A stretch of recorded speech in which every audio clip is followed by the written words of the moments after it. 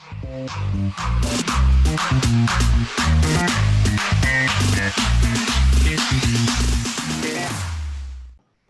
akan disampaikan oleh Profesor Dr. Aryati, MS, SSP, SPPK. Beliau adalah sebagai Ketua Umum PDS Patlin. Ia akan membawakan materi terkait dengan pathologis perspektif, positioning, real-time PCR, antibody, and other tests to support COVID-19 patient management.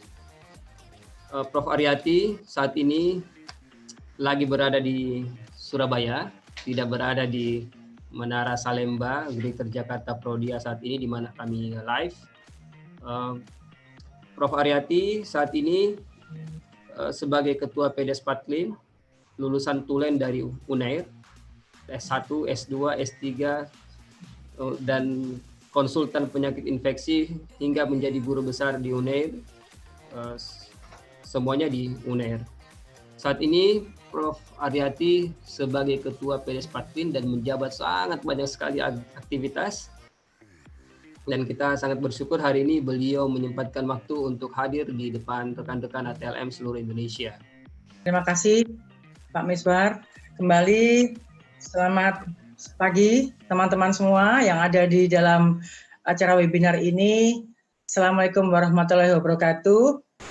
Jadi pada hari ini saya diminta untuk bicara bagaimana perspektif dari FPP dari Patlin dalam memposisikan PCR, antibody, dan berbagai tes lain yang terkait dengan tata laksana COVID-19. Tentunya nanti saya akan membahas yang terkait dengan teman-teman ATLM secara langsung. Jadi saya ada 6 bahasan. Jadi mengenai bagaimana virus SARS-CoV-2 ini, penularan patogenesisnya, bagaimana posisi PCR, serologi, dan parameter lain, serta bagaimana penanganan spesimennya. Kita tahu bahwa SARS-CoV-2 ini menyebabkan penyakit yang namanya COVID-19. Nah, kalau kita melihat virus SARS-CoV-2 ini memiliki ujung-ujung yang dinamakan spike dan ada nukleokapsidnya. Nah, spike dan nukleokapsid inilah yang dipakai sebagai antibody yang akan mendeteksi ini. Jadi antibody rapid test yang kita terima itu adalah terhadap 2 bagian dari ini. Kita tahu bahwa setelah lebih dari 20 tahun ini, bahwa corona ini telah ada di dunia termasuk di Indonesia, di mana ini menyebabkan berbagai macam virus, berbagai macam flu atau yang namanya common cold virus yang terdiri dari beta coronavirus maupun alpha coronavirus, dan juga ada SARS-CoV waktu tahun 2002 dan MERS-CoV tahun 2011, dan sekarang 2019 akhir sampai 2020 kita sekarang dalam kondisi pandemi SARS-CoV-2. Bagaimana penularannya? Kita tahu bahwa penularan virus SARS-CoV-2 ini melalui droplet. Droplet transmisi adalah percikan yang ukuran diameternya itu lebih dari 5 mikrometer, di mana apabila seseorang bersin maka dia akan menular dan akan jatuh dalam jarak 1 meter. Oleh karena itulah kenapa harus menggunakan masker kemanapun kita pergi. Sedangkan transmisi kontak pun juga dapat dilakukan, yaitu pada hal-hal tidak langsung dengan barang-barang permukaan yang telah terinfeksi. Namun belum ada laporan secara resmi bahwa penularan ini melalui airborne. Tapi dapat terjadi pada kondisi tindakan yang menghasilkan aerosol sehingga tetap harus diwaspadai. Ini adalah ilustrasi transmisi penyebab COVID-19, di mana apabila seseorang itu bersin, maka dia akan mengeluarkan droplet. Droplet ini dengan diameter lebih dari 5 mikrometer, dia akan terbang dan dia akan jatuh tidak sampai 1 meter.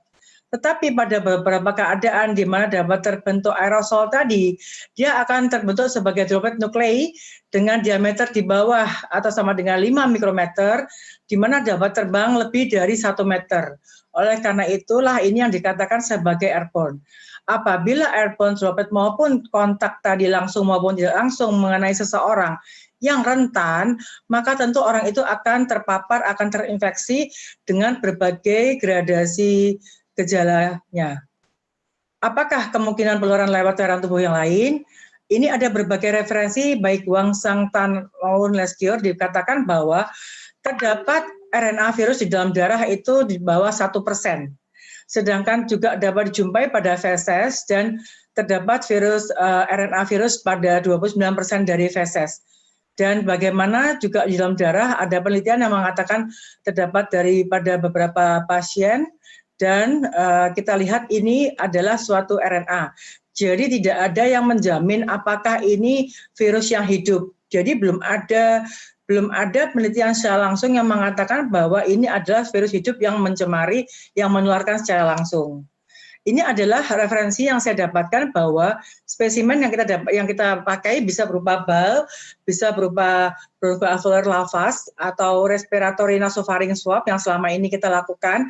Tapi tidak usah khawatir, belum ada yang mengatakan bahwa itu dari ibu ke anak. Jadi tidak ada di dalam cairan amnion, di dalam air susu ibu maupun cairan yang lain.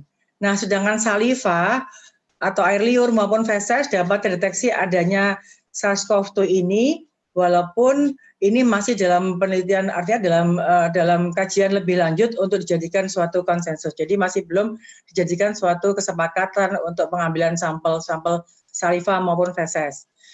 Bagaimana apabila virus ini masuk ke dalam tubuh kita, dia akan ditangkap oleh yang namanya reseptor ACE.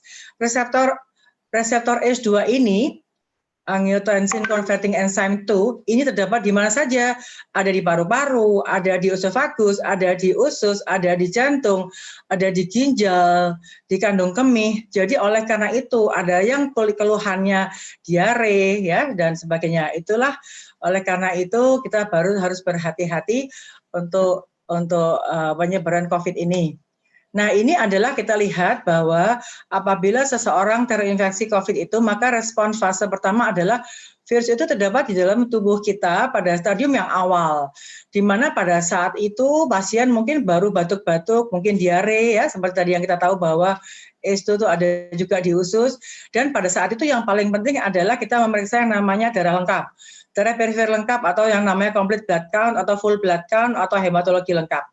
Nah, itu kita lihat tuh bagaimana limfopenia, bagaimana NLR-nya, kemudian parameter yang lain, bagaimana PPT-nya, bagaimana PPT, APTT dan D-dimer maupun LDH ya.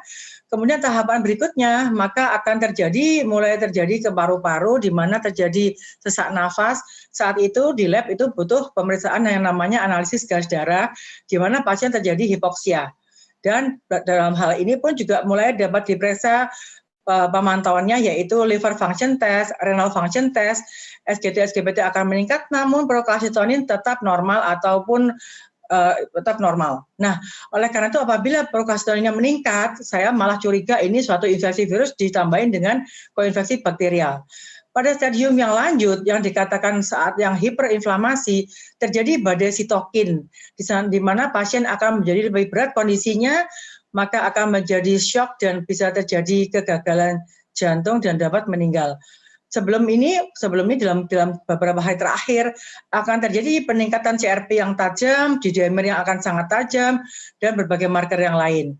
Ini adalah gambaran di IFCC, jadi HKK internasional, bahwa di mana peran berbagai macam parameter laboratorium ini.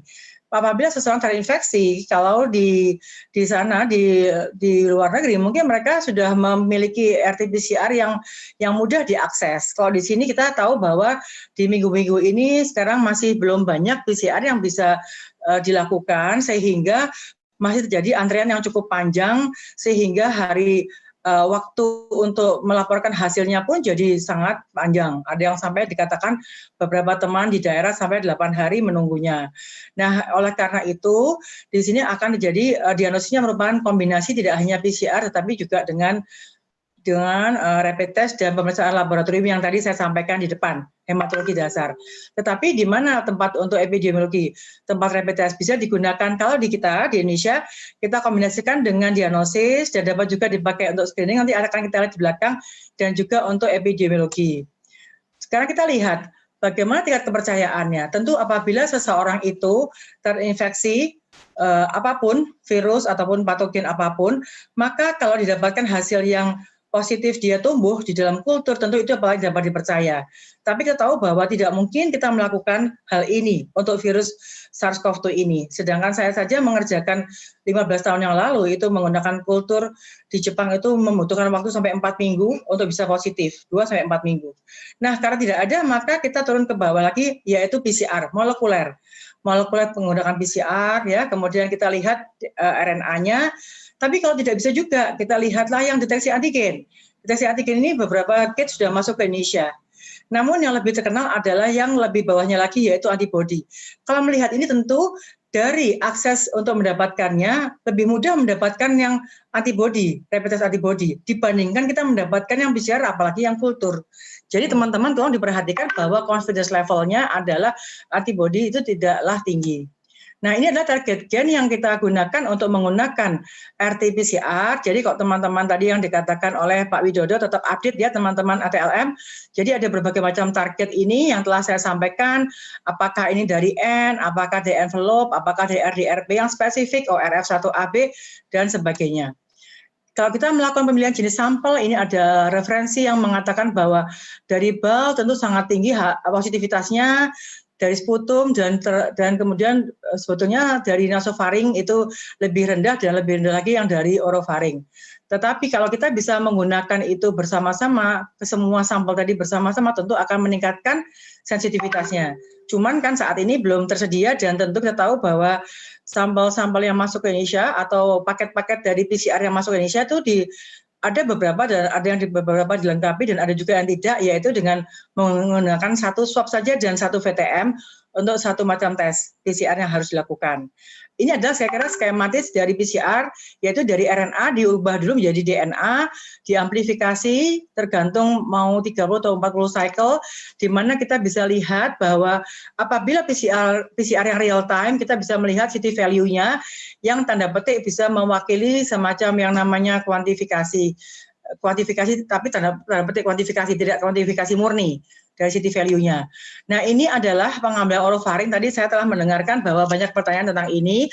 Saya kira teman-teman ATLM tolong tidak usah mempermasalahkan ya tentang hal ini, karena di daerah ya dalam kondisi pandemi ini sangat bahu-membahu, di mana kompetensi seharusnya adalah di THT, ya SPTHT.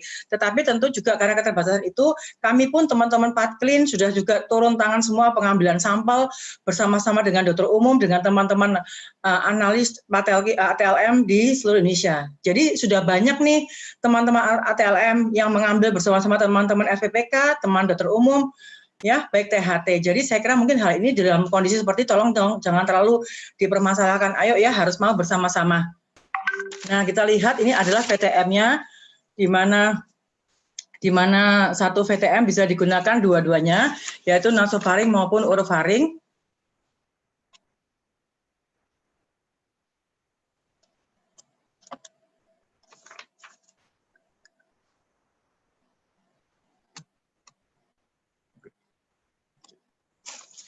Ini adalah kemungkinan, ini adalah virus VTM, di mana kita lihat VTM itu ada yang berwarna, ada yang tidak berwarna. Yang penting dalam hal ini adalah dalam satu ini ya, dalam satu VTM ini dapat diisi satu atau dua dari nasofaring. Jadi pengambilannya bisa biasanya satu dan lubang kiri dan kanan satu swab, dan kemudian dari tenggorok juga satu swab dimasukkan bersama-sama ke dalam satu PTM. Ini adalah kemungkinan dari penyebab false negatif, dan ini adalah kemungkinan, maaf ini kok saya tidak kelihatan ya, dibagikan pada PCR COVID. Jadi apa saja yang perlu diperhatikan pada PCR COVID ini? Jenis spesimennya yang bisa berbeda, tentu mempengaruhi dengan positivitasnya, dan syarat laboratoriumnya tadi yang pengerjaannya, apakah ini PCR yang open atau yang closed system. Kita tahu bahwa kalau closed system tentu lebih kurang mencemari petugas, sedangkan kalau yang open system hati-hati pada waktu ekstraksi. Ketersediaan APD tadi yang Pak Widodo telah menekankan bahwa APD untuk ini adalah APD level 3 ya. Demikian juga untuk agen ekstraksi maupun pengambilan sampel swabnya. Kompetensi SDM tersebut dalam pengambilan sampel, ekstraksi maupun pengerjaan PCR-nya. Tadi saya sudah mengatakan ekstraksi selain PCR itu ada open dan closed system, tapi juga ada ekstraksinya itu yang apakah ini manual, apakah ini otomatis. Dan perbedaan target gen ini akan mempengaruhi interpretasi hasil. Bagaimana dengan tes serologi? Tes serologi kita lihat bahwa ada enzim, ya, ELISA, ada fluoresen, IVA, ada chemiluminescence, ada CLIA, ada menggunakan colloidal gold, ya, yang dinamakan imunokromatografi. Nah, inilah yang digunakan oleh semua rapid test yang sekarang sedang beredar di Indonesia. Jadi walaupun gugus tugas telah mengeluarkan berbagai macam merek rapid test itu, tetapi kami pun dari Patlin mengeluarkan berbagai macam rapid test maupun PCR yang ada FDA approve-nya dari negara yang bersangkutan. Kita tahu bahwa saat ini yang masuk ke Indonesia belum dilakukan penelitian. Jadi ini kami sedang berproses untuk melakukan penelitian baik yang evaluasi untuk rapid test maupun PCR. Dan ini adalah slide yang menunjukkan gambaran pada mereka-mereka yang ternyata itu berat, maka antibodinya IgM-nya, baik IgM maupun IgG-nya akan jauh lebih tinggi dibandingkan yang tidak berat. Dan yang perlu diperhatikan adalah apabila teman-teman ini mencermati, jangan terpercaya oleh hoax yang beredar di WA yang mengatakan IgG adalah masa lampau. Banyak kejadian di sini kita lihat, ya. Kita lihat bahwa IgG itu mulai meningkat di hari-hari awal, hari ke-7, hari ke-10, sehingga ada beberapa kasus di mana saya kira cukup banyak ya yang teman-teman saya telah melaporkan bahwa IgG positif di mana IgM belum timbul, ternyata PCR-nya itu positif. Jadi jangan percaya bahwa IgG positif itu menunjukkan bahwa itu adalah sudah pasti sembuh. Karena IgG bisa bertahan sampai lebih dari hari ke-49, sedangkan kalau IgM hari ke-42 dia akan menurun. Ya, kemudian kita lihat bahwa ada tempat di mana bisa terdapat ketiganya positif baik IgM, IgG maupun PCR. Tetapi itu tentu tidak banyak hasil yang kita harapkan seperti ini. Nah, ini adalah kemungkinan false positif, ada faktor internal antara lain nematode faktor, terutama kalau kita mengerjakan ELISA ya, antibody heterofilik dan lain-lain, dan faktor eksternal tentu ini terkait dengan pengerjaan kalau kita menggunakan nanti ELISA untuk COVID ini. Ya, ini adalah false negatif. Kita tahu bahwa false negatif itu dapat disebabkan karena belum terbentuknya antibodi. Jadi antibodi pada saat pengambilan sampel pada masa inkubasi, pada saat di mana belum terbentuk antibodi, tentu seseorang yang diambil rapid test-nya akan senang karena dikira itu negatif beneran. Padahal pada saat itulah sesungguhnya orang tersebut dia menularkan kepada yang lain karena dia belum positif, hanya di bawah 20% saja yang antibodi itu positif di minggu-minggu pertama. Jadi hati-hati dengan hasil yang negatif. Hasil negatif itu bisa betul true negatif, bisa false negatif. Satu, bisa karena belum terbentuk antibodi tadi, masa inkubasi, sehingga perlu dilakukan pengulangan 10 hari kemudian. Kedua, bisa karena pada saat pasien itu terkena imunokompromis, yaitu terdapat gangguan pembentukan antibodi. Yang ketiga, terdapat antibodi di bawah deteksi alat sehingga alat tidak dapat mendeteksi. Ya, sedangkan kalau hasil positif bisa true positif, bisa juga false positif. Tadi kita tahu bahwa ya, apakah ini kita menggunakan metode yang capture atau menggunakan indirect ya, itu adalah bisa kemungkinan false positif kalau kita menggunakan indirect yang masa lalu pun bisa terdeteksi. Tapi kalau sekarang yang beredar di daerah, yang beredar sekarang di komersial di Indonesia maupun di luar negeri, kita harus melihat bahwa hasil false positif bisa juga karena cross reaktif dengan antibody virus yang lain. Misalnya, dulu pernah terkena corona yang lain. Sekarang terkena lagi corona yang lain. Nah, antibodi akan meningkat sangat tajam sehingga bisa false positif. Demikian juga bisa true positif bila terkena COVID sekarang, dulu pernah terkena corona yang lain, sekarang terkena COVID beneran. Dia juga akan meningkat sangat tajam si IgG ini, bahkan mungkin bisa mendahului IgM-nya seperti pada hipotesis pada dengue. Ya, kalau dengue sih sudah pasti ya, sudah terbukti. Kalau pada COVID ini masih banyak hipotesisnya. Nah, ini adalah berbagai pedoman. Ini adalah berbagai pedoman yang dikeluarkan oleh pemerintah yang masih kita anut, yaitu pedoman dari Kemenkes revisi 4. Tolong teman-teman ATLM mendownload ya, yang 27 Maret 2020 ini, pedoman pencegahan dan pengendalian COVID-19. Dan yang kelima, yaitu parameter lab untuk manajemen COVID. Jadi kami dari Patlin telah menyarankan 4 protokol ini kepada kami. Saya ada dalam satu grup dengan dengan dari tim pakar gugus tugas, dengan semua organisasi profesi ya.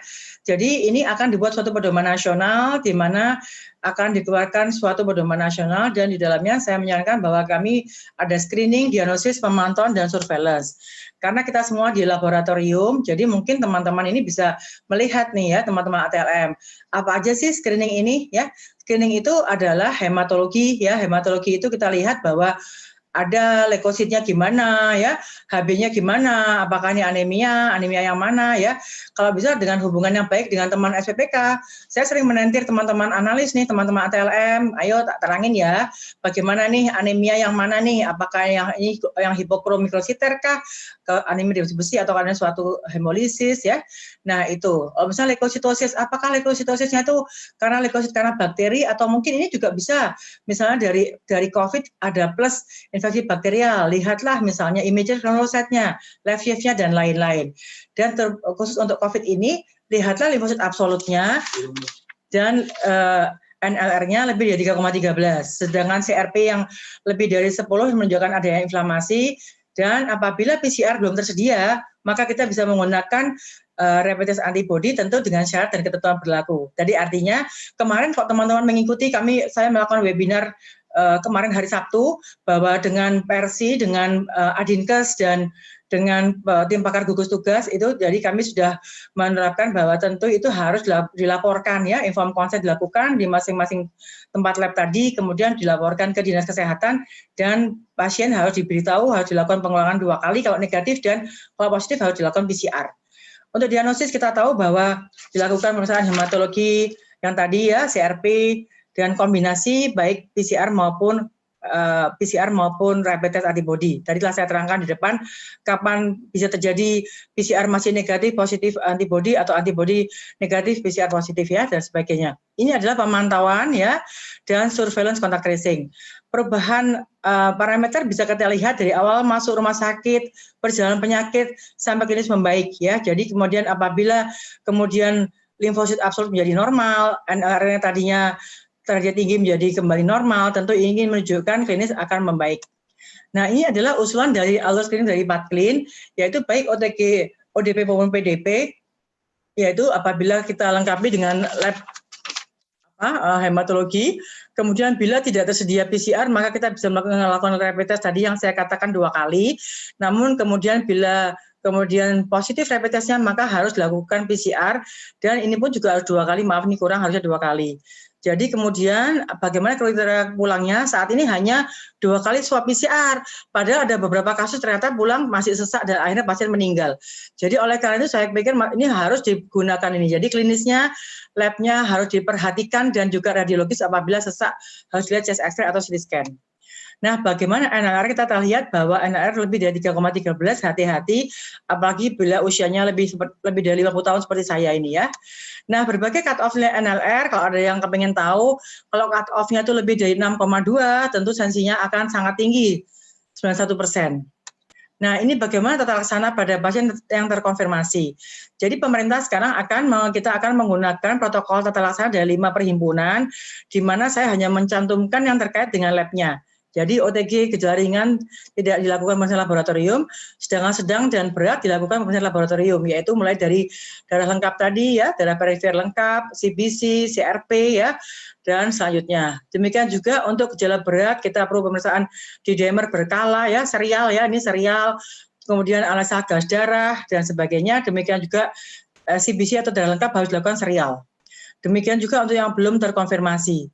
Ini adalah alur untuk koagulasi, di mana kita lihat bahwa apabila memanjang PPT-nya, kita lihat ceklan D-dimer ya, D-dimer. D-dimernya memanjang, nah kita harus lakukan serial dengan D-dimer yang serial. Nah, ini adalah salah satu untuk scoring untuk early warning system untuk screening, yaitu di sini untuk labnya adalah NLR. NLR cara ngitungnya adalah neutrophil persen dibagi limfosit persen. Jadi sangat gampang. Apabila kita menggunakan 3 div, sekalipun teman-teman di puskesmas, sekalipun teman-teman ATLM di puskesmas pun dapat menghitung NLR. Bagaimana penanganan spesimen? Penanganan spesimen kita lihat bahwa semua spesimen yang diterima, tolong diperlakukan sebagai spesimen risiko tinggi, tentu kita harus perhatikan bagaimana universal precaution-nya. Jadi untuk pengambilan darah sekalipun saya menyarankan itu harus menggunakan minimal ada masker dan face shield ya. Dan walaupun sampai saat ini belum ada laporan tentang SARS-CoV yang infeksius dari darah. Jadi walaupun ada laporan, tapi tetap harus berhati-hati dan hati-hati pada berbagai prosedur yang menghasilkan aerosol. Nah, ini adalah dari Dirjen Yankes yang mengatakan bahwa untuk penggunaan APD ada 4 unsur yang harus dipatuhi, yaitu bagaimana indikasi penggunaannya, ya. Jadi nanti kita bisa melihat bagaimana untuk droplet dan kontak, bagaimana untuk tindakan yang memicu aerosol. Dan yang penting bukan hanya memakai, tapi melepaskan juga. Kita tahu bahwa sudah banyak laporan yang mengatakan positivitas dari COVID ini terjadi pada tempat-tempat di mana pelepasan APD yang tidak benar, ya. Itu perlu diperhatikan dan juga pengumpulan untuk limbahnya dan solusi untuk limbahnya. Teman-teman bisa mendownload ya APD dari Direktorat Dirjen Yankes ini tahun 2020. Dan tentu kita tahu bahwa APD sesuai transmisinya bila droplet ataupun kontak, yaitu kita lihat ini ya, masker, kemudian dari sarung tangan, maskernya tidak harus N95 ya. Tadi yang saya katakan sebaiknya kita menggunakan, kalau menurut saya wajib kita menggunakan face shield ya. Dan sedangkan untuk aerosol, ini maskernya harus 95, ini yang full ya. Kemudian kita lihat bahwa bagaimana menghandling processing spesimen ini, tentu harus mengacu pada good microbiological practice ya. Jadi baik yang serologi maupun pemeriksaan lab yang lain. Ini adalah yang dari GMP ya, biosafety in the laboratory, bagaimana proteksi personalnya, bagaimana higiene praktisnya, bagaimana working area-nya ya, hand washing yang benar dan clean up-nya, atau bagaimana pembuangan limbahnya. Dan ini adalah berbagai prosedur laboratorium yang dapat menimbulkan aerosol ya, nanti karena ini akan dibagikan materinya, nanti silakan dipelajari di tempat kerja masing-masing. Dan bagaimana meminimalkan aerosol hazard itu ya, termasuk dari pembukaan tabung, tube dari vakuum, sentrifugasi ya, termasuk tambahan untuk pengambilan swab nasofaring, orofaring, dan pada saat melakukan ekstraksi RNA, terutama yang manual. Nah, bagaimana kewaspadaan penggunaan sentrifugasi? Kami telah mengeluarkan panduan bahwa untuk sentrifugasi kita tahu bahwa kalau untuk penggunaan serum kita tunggu setengah sampai 1 jam, setelah 1 jam kemudian kita sentrifugasi. Jangan buru-buru membuka sentrifugasinya dulu, karena akan terjadi percikan aerosol, sehingga apa yang harus dilakukan, tolong tunggu dulu sampai sentrifugasi itu berhenti sempurna, dan 10 menit kemudian baru dibuka tutup sentrifugasinya. Dan ini adalah berbagai panduan yang telah dikeluarkan oleh kami yang dapat di-download oleh teman-teman sekalian, yaitu mulai dari 7 Maret kami telah mengeluarkan manajemen spesimen dan cara pengambilan sampel dan diagnosis lab kasus, kemudian juga bagaimana pengendalian infeksinya, ya PPI-nya. Kemudian 11 Maret kami telah mengeluarkan press release tentang teman-teman bisa membaca apa saja yang perlu diperhatikan pada pemeriksaan IgM, IgG pada rapid test ini.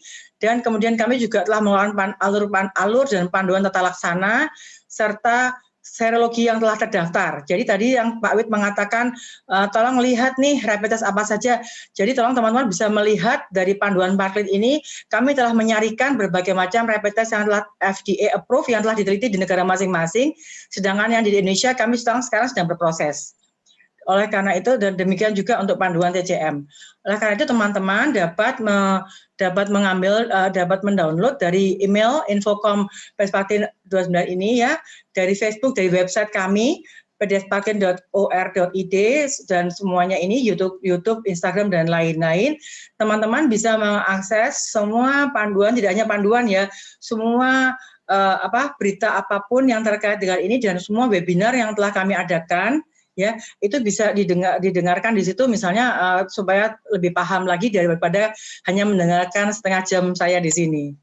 Jadi take home message-nya adalah di era pandemi ini semua spesimen harus diperlakukan sebagai spesimen yang berisiko tinggi, dan hati-hati ini teman-teman ATLM untuk semua tindakan yang menimbulkan aerosol. Saya setuju dengan Pak Wid, perhatikan juga APD yang digunakan. Kalau harus level 3 tentu kita harus menggunakan APD yang sesuai dengan yang memang harus dilakukan.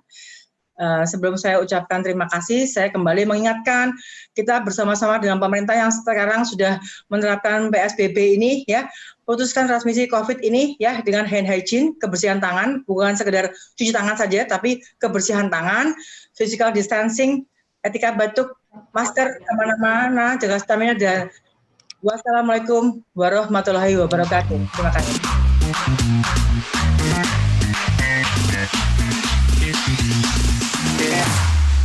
Here we go now.